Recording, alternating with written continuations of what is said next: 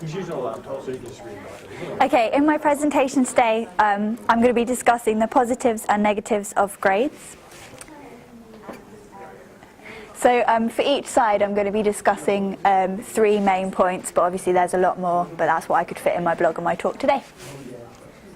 So first of all, we're going to be discussing the positive outcomes, or so to speak, and I'll go on and explain why this might not be so.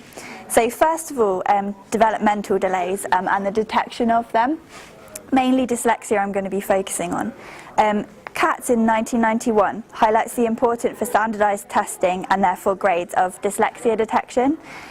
He states that it's not something that can obviously be observed necessarily, it's something that you need testing for, and the child is confirmed as dyslexic if they come out at 2 years or more behind in reading age. So obviously this is quite important for detecting dyslexia, because otherwise we might not be able to give those children the extra aid that they might need in the classroom. Often in busy classrooms there's like 30 plus students, so these can easily be overlooked by teachers who are trying to attend to all the kids. So obviously this might be a way for the teacher to detect dyslexia, and the teacher might not be trained necessarily in teacher training, so it's another method. But my reasoning is Binder in 1988, obviously, he put forward the importance of measurement and not necessarily grades. So we don't have to use standardised testing to detect dyslexia, it might just be another form of measurement. So this is why I put it in the positives, but it might not necessarily be a positive for grading, it's just a method of detection for dyslexia. The next one that I have down is its use as a currency, and this kind of was brought up in my comments, so I'd like to make this one quite clear. The reason why I've put currency as a positive is because it's a way for schools and employers to filter candidates quickly, and I'm not necessarily stating that that's the right method, I'm just saying that it's a method that we use at the moment. In the UK, the GCSE quota is not actually fixed, but usually colleges or sixth forms accept 6 Cs or above.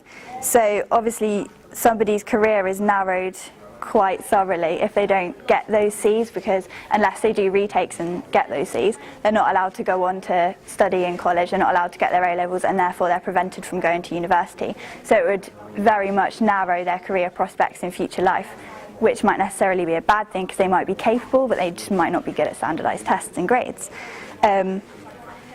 Bishop and Main in 2001 found that high grades are so important for American high school students that, and because they're allowed to choose their classes, the difficulty of their classes, they would often switch to easier classes just to get higher GPA and grades, which obviously is not very good for their learning at all, because they're preventing themselves from challenging themselves to learn more by choosing these easier subjects just so they can get a higher grade, just so they have their place in college, which isn't so good. So again, I've put this in the positives because it's an easy way for schools and employers to filter candidates, but it's not necessarily good for children's learning or students' learning in general. And yeah, Burnett in 2013, that's where I got the current UK system from. The third one that I've put in the positives is motivation.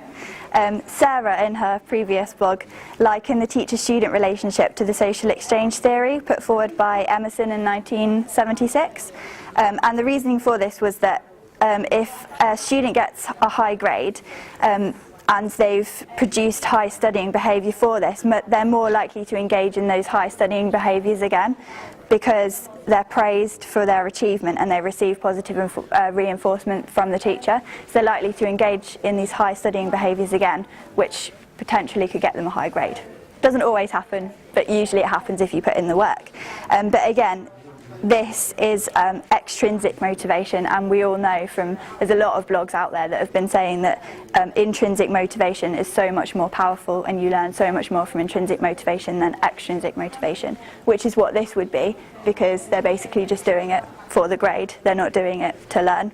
So moving on to the negatives, so I've put motivation in this one as well, and this is the intrinsic motivation, this is the one that actually gets you there. So I'm saying that grades prevent intrinsic motivation because it comes from within and it's not actually affected by rewards, which was put forward by Ryan and Dietschy in 2000. So therefore, is it a chore to learn without grades? Because extrinsic motivation, obviously you're getting the reward of the grade, and in intrinsic motivation you're just doing it from within for yourself.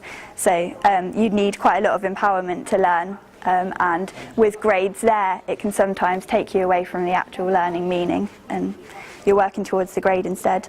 And Kurt in 2001 actually found that the title is way more important than the subject in university nowadays. So coming out with your BA or your BSc is so much more important than actually what subject you apply for, which is quite crazy, I think, with the amount of fees going up as well. It's just, to get a title is just crazy. You're not really to think about what you want to learn or what you want to do, but just get that BSc, BA. It's quite crazy. The next negative of grades is the stress that it causes. Tests obviously cause anxiety and worry amongst loads and loads of students through pressure. I know at least one time, that everyone's been affected by this. And not surprisingly, Ziedner in 2007 found that students experience fearful emotions prior to exams, even up to a month before exams, and it doesn't do much for their actual taking of exams either.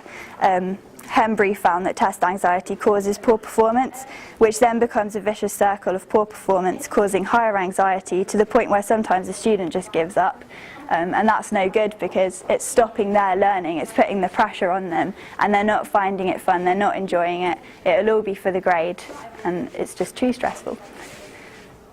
The last one is creativity, and I know this has been discussed a lot as well in some of the blogs. The definition by Young in 1985 is similar to Ken Robinson's, and it actually means to make and fulfill. So not being creative, particularly like in the art sense, but more in like innovation sense. Grolnick and Ryan in 1987 found that grades reduce the quality of thinking, and they gave two sets of children the same passage, and set one were told that they were going to be tested and graded on the passage, on the memory of the passage and questions on the passage, and the other set were just told that it was a supplementary learning tool.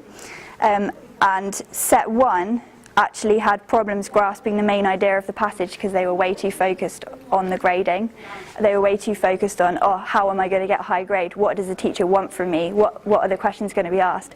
Whereas set two were more focused on, let's enjoy this, let's kind of learn what it's about and take it from there. And surprisingly, the following week, both sets were tested on how much they could remember, and set two could remember way more, because they weren't obviously focused on getting that grade, they were just focused on learning the passage simply. So in conclusion, from my findings, there's obviously a lot more out there, but I just chose 3 from both angles.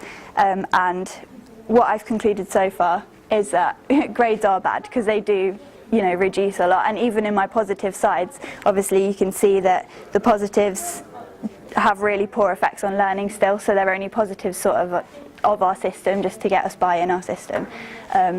And that they're not really positives of learning at all, and I can't really find any positives of grade learning at all other than extrinsic motivation, which is not as good as intrinsic motivation at all.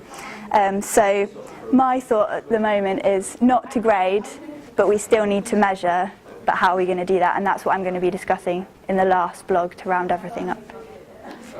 Do you have any questions?